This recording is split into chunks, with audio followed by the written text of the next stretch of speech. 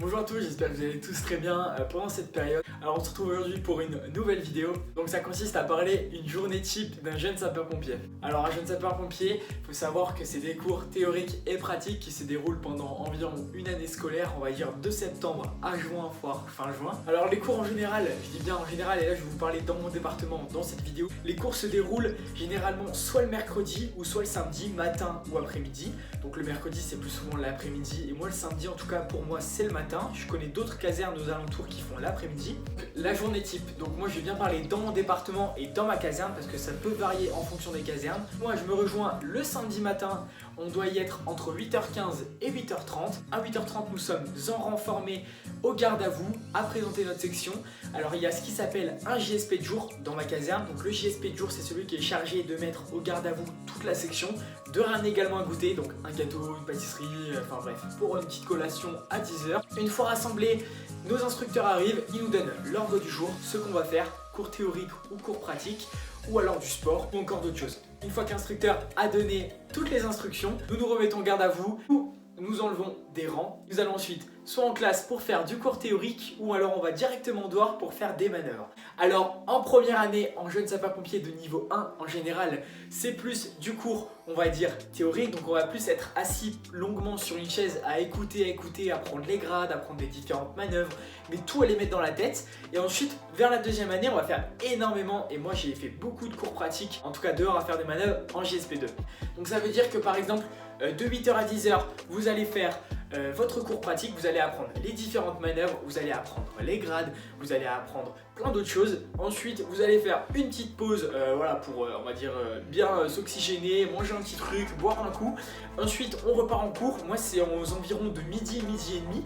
Donc ensuite, une fois que midi et demi c'est fini, on peut repartir et rentrer chez soi. Donc il faut savoir, comme je l'ai dit à l'instant, qu'il y a 4 niveaux de jeune sapeur-pompier. Donc la première année, comme je l'ai dit précédemment, on va faire essentiellement et beaucoup de théorie. Je sais que ça peut être très long, ça peut être même très lourd. Moi je sais que la première année, j'en avais pas marre, mais au bout d'un moment, je me suis dit, c'est quand même assez long et j'espère vraiment que ça va me servir plus tard. Donc finalement, bien sûr, et heureusement d'ailleurs, nos instructeurs sont super, donc ils essayaient vraiment de nous faire apprendre au mieux parce qu'ils savent eux très bien que de rester assis 4 heures sur une chaise, c'est très long. En sachant que la majorité des gens, on est tous scolarisés, on est tous soit au collège ou au lycée, donc ça veut dire qu'on a tous la semaine de cours avant dans les pattes comme on dit, donc du lundi au vendredi en général on a tous cours. Donc le samedi matin ça veut dire qu'il faut se relever pour aller en cours de JSP, mais bon on voit vraiment qu'on est passionné parce que bon sinon on se lèverait pas à une heure aussi aussi tôt pour faire nos cours. Donc voilà, on voit vraiment que c'est une passion. Ensuite vers les jeunes sapeurs-pompiers de niveau 2, donc on a tendance à faire plus de pratique, donc tout ce qu'on a appris en première année en général ça va être plusieurs manœuvres, ça va être les grades, tout ce qui est les manœuvres qu'on a pu apprendre on va les mettre en exercice. Donc ça veut dire que par exemple en jeune sapeur-pompier niveau 2 on va plus avoir tendance à avoir 2 heures de cours en début de matinée et le reste de la matinée on va faire tout ce qui est manœuvre, donc découvrir les engins, les matériels qu'on utilise dans les fourgons ou encore d'autres matériaux et matériels. Ensuite il y a l'année 3, donc l'année 3 c'est encore une autre transition, donc c'est à dire qu'on va encore faire plus de manœuvres qu'on a fait en JSP2, donc on a beaucoup moins de cours théoriques par rapport aux cours de manœuvres.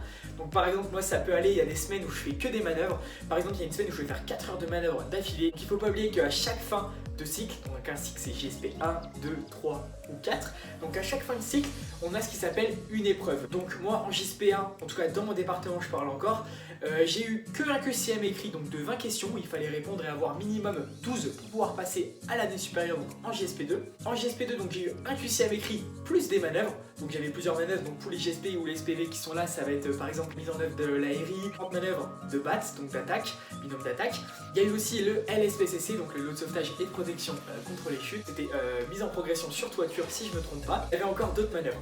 Donc là j'arrive en JSP3, donc je suis en fin de cycle de JSP3, donc bien sûr avec le confinement on n'a pas eu encore d'informations, on ne sait pas si les interrogations auront lieu, on ne sait pas comment on va être jugé, on ne sait pas comment on va passer au stade supérieur, donc on verra bien avec la suite et je vous tiendrai bien sûr au courant.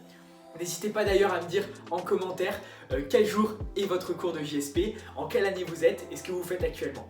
Alors il ne faut pas oublier bien sûr les JSP4, donc pour moi ce sera l'année la plus importante, celle qui va arriver au mois de septembre pour moi. Ça va être vraiment vers l'essentiel et ce sera encore mieux dans un an que j'ai enfin incorporé en tant que sapeur-pompier volontaire. Donc l'année 4, c'est vraiment l'année vraiment transitoire, donc je ne l'ai pas faite, mais je me base par rapport à ce que m'ont dit les camarades et vous dans les commentaires. Donc ça va être beaucoup de pratiques, énormément d'ailleurs. Ça va être des pratiques en incendie, donc en binôme d'attaque, c'est-à-dire attaquer un feu, ou binôme d'alimentation, donc pour alimenter tout ce qui est engin, tuyau ou incendie. Il y aura aussi énormément et beaucoup de manœuvres sur le secourisme, ce que fait beaucoup de pompiers actuellement. Donc partir dans le VSAV, donc le véhicule de secours et d'assistance aux victimes, l'ambulance rouge. Donc il y aura beaucoup de manœuvres dans le secourisme. D'ailleurs c'est là qu'on va pouvoir passer nos différents acquis en secourisme. Donc l'année JSP4, ça va être vraiment la plus lourde, la plus chargée, mais à mon sens la meilleure, parce que c'est vraiment 3 années qui se concrétisent. Donc les 3 plus 1 ça fait 4, et après une fois qu'on a fini la 4e, à mon avis ça doit être l'un des plus beaux jours, parce que c'est vraiment pour ça qu'on a été formé pendant 4 années. C'est une sorte d'aboutissement qui se réalise. J'espère vraiment que cette période de confinement se passe très bien pour vous. En tout cas elle se passe très bien pour moi.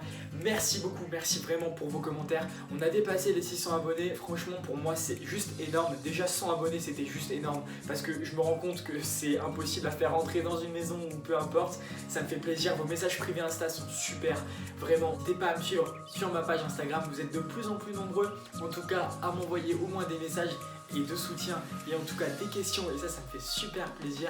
N'hésitez pas non plus à me poser toutes les questions, soit en commentaire ou soit dans le mail qui s'inscrit juste ici, ou alors en privé sur Instagram. Je prépare une prochaine nouvelle vidéo FAQ, donc posez-moi toutes les questions que vous voulez et on essaiera d'y répondre ensemble dans la vidéo. En tout cas je vous souhaite une excellente journée, j'espère que tout se passe bien. C'était Mathéo, ciao ciao.